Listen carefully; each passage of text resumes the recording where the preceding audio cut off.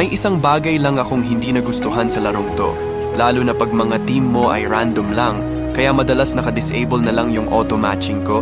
Ito ay ang hindi magandang pagtrato sa ilang player dahil lang hindi sila magaling maglaro. Araw-araw may tinatawag na bot, pinagtatawanan, tinatanggal sa grupo, binabalewala, or binabastos lang dahil sa kaunting pagkakamali or hindi sila magaling sa game.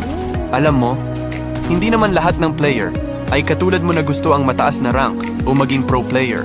Ang iba ay gusto lang magsaya, magpahinga matapos ang buong araw o makatakas muna sa mga problema sa tunay na buhay.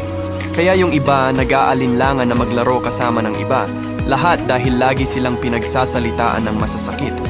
At ang malungkot pa rito, lahat naman tayo, alam na, ang magagaling na player ay nagsimula rin bilang baguhan. Lahat ay natuto sa paglipas ng panahon. Kaya't sa halip na bulihin ang mga ibang player, bakit hindi na lang tulungan silang mapabuti?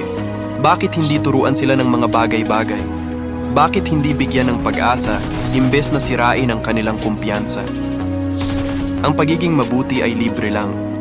At maniwala ka, minsan ang isang mabait sa grupo ay kayang baguhin ng buo ang karanasan ng isang tao sa laro.